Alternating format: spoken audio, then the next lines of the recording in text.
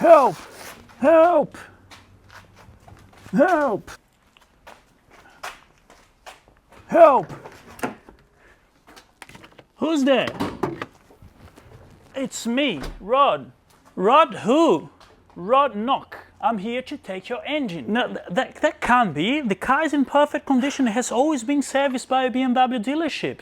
Well, what happened is your bearing is gone. No, wait, and I have no business to do here, so yeah, I'm out of here. Bye. Well, I know it looks kind of funny, but it's certainly no joke when your rod bearings look like these. Your connecting rods are gonna look pretty much like this, and your crankshafts is going to look like that. And that's not all, because 9 times out of 10, the cylinder walls get damaged as well, and as you probably know, the blocks are made of alusil, which is a compound of aluminum and silicone, and they cannot get repaired. So if the cylinder walls are scratched, the only solution is to sleeve the block, which adds to the costs. Now, I'm not going to get into the technicalities of how it happened or why it happened. The reason why I'm making this video today is for awareness. And what do I mean by that? Well, a rod knock or a spun bearing is not just a typical failure. When that happens, it takes your whole engine with it and is so-called catastrophic engine damage. Did you hear that? I'm going to say it again. It's a catastrophic engine damage. Sounds bad, doesn't it? Yes, especially on your wallets. And that's the reason why I say this is one of the worst owner's nightmare. Because to give you an example, this beautiful 2018 X5M had about 100,000 kilometers on the engine when the owner started to hear a clicking noise or a ticking noise, which was the rod knock. He took to one of the best place, so I would say most expensive garage, and he got quoted $45,000. Yes, $45,000 to get this engine rebuilt. So that's something very sad, especially considering that he only had the car for about 3 or 4 months. Imagine that you buy this car, you drive it for 3 months, you have an engine failure, and you get hit with a quote of $45,000. So what I can tell you guys is, I've been rebuilding these engines here in Sydney for the past 3.5 years, and I came across 3 types of BMW owners. And whether you're a type number 1, 2, or 3, you're gonna tell me at the end of the video and write on the comments below. So let's start with the owner of this car. The owner of this car is what I call the owner type number 1. Why? Because he was completely unaware of any issues that could happen to this engine. So whether we're talking about the X5M here, but it's the same engine as the M5, the M3s have pretty much the similar issue. They spinning bearings, they seizing engines like there's no tomorrow. BMW owner number 1, he has absolutely no clue about that. He's not going to do any preventive maintenance because, as he just told me, I always service the car at a BMW dealership, and if you take this car to a BMW dealership, they're not gonna say, oh, the car have chronic rod bearings issue, let's replace it. No, they barely change the fluid on the transmission. They say it's a lifetime fluid. Imagine if you ask them about rod bearings. I've done it in 2020. They told me, no, these cars don't have any rod bearings issue.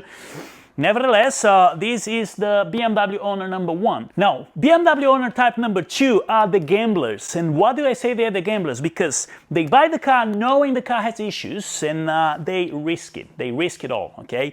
They drive around, they keep thinking that's never gonna happen to them. I'm changing my oil every 5,000 kilometers, that's not gonna happen to me. I'm not trashing the car, that's not gonna happen to me. Well, I'm babying the car, I look after it very well, it's not gonna happen to me. Oh, hey, Jesus, I just spun a bearing. Oh, what happened? My engine seized. Well, that's the BMW owner number 2, and unfortunately, I have probably 3 or 4 people that fall into that category. They call me because the engine spun a bearing or the engine was seized, and I tend to talk a lot. I tend to ask a lot of questions because I just love these engines. I try to understand as much as I can. And yeah, those people knew that the engines have these issues, and yet they still decided to drive or to trash the crap out of it until the engine seized.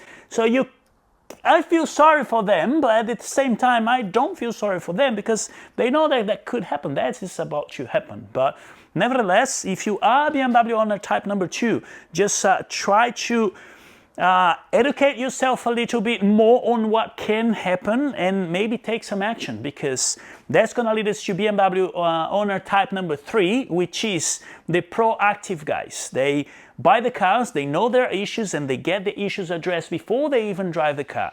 So I had a few, I think I had 2 M5s, one X5M, where people came to me and said, look, I just bought the car, was talking to the previous owners. They never mentioned anything about rod bearings. I know that these engines are notorious for spinning bearings, so I just want to get it done for my peace of mind. Just do a full service on it, because you know, things can go wrong. And if you be proactive, if you go that way, it is much cheaper. Like, you're talking $7,000 to do a rod bearings on this car compared to a $45,000 bill to rebuild the whole engine. So what would you rather spend? It's a no-brainer for me, but I understand some people just decided to risk, and unfortunately things happen that way.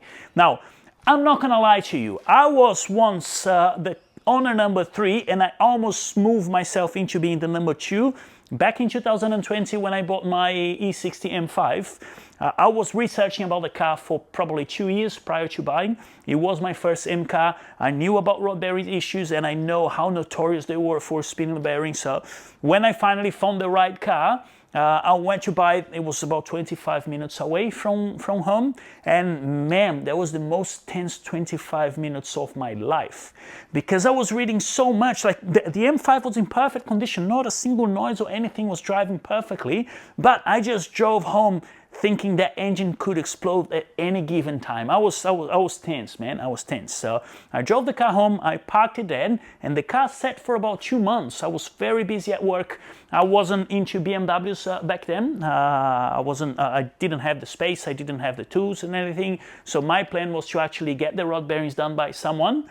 After shopping around and checking the price and what some of the garages were offering here in Sydney, I thought, well, there are not many options available. There are not many shops that will be willing to do the bearings on the car.